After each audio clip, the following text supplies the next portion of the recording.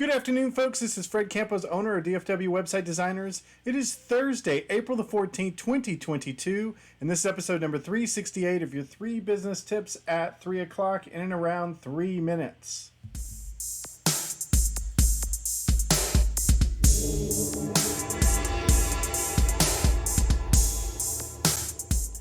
This week, small business owners, solopreneurs, we're kicking off a brand new series.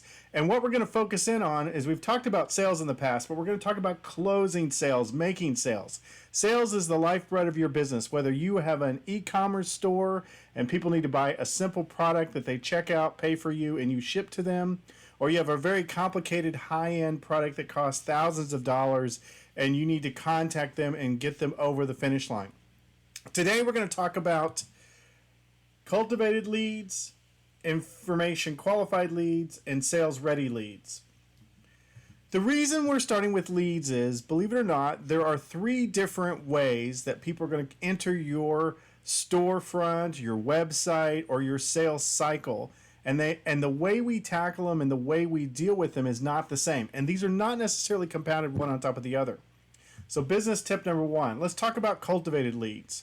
When I describe this, I'm going to talk about it in 2 different angles. I'm going to talk about it as your website or as your storefront. And for a website, we're going to say that we have an e-commerce store that sells a widget. And for the storefront, we're going to say that you sell cars, maybe, okay?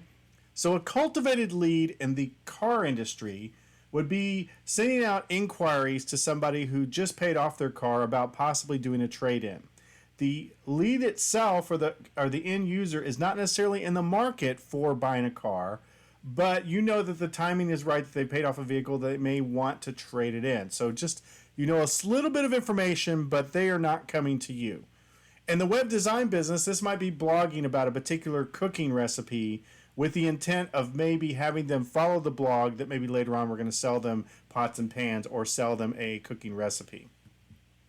Business tip number 2 is qualified leads. Now, in this particular case, this would be a person that maybe fills out a form on your website showing some interest. So it's a little different than the cultivated leads. In the case of a salesman selling cars, maybe they would go to the car dealership's website and then fill out a form saying, I'm interested in a little bit of a car information, and they would submit the form.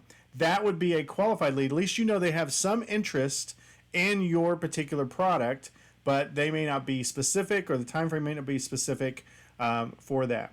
In the case of a web design for selling widgets, maybe the same kind of deal. They fill out a form wanting more information. They don't have enough information to be in the bind, but they are showing some interest in that. And again, we're going to handle these different in what the process looks like, but we have to identify the different categories. Business tip number 3, category number 3, is sales ready leads. In this particular case, if you're the car dealership, this would be an individual that walks into the dealership to see his particular car.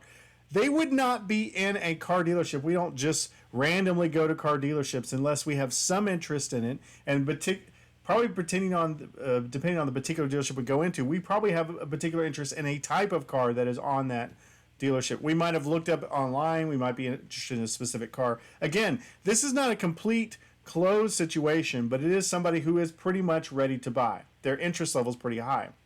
In the case of online widgets, it could be somebody that actually is putting things into the shopping cart and maybe they close it out or they don't, or they're asking a very specific question on the phone or in person about a particular product. So we would call those sales ready leads. Those are leads that are ready to buy.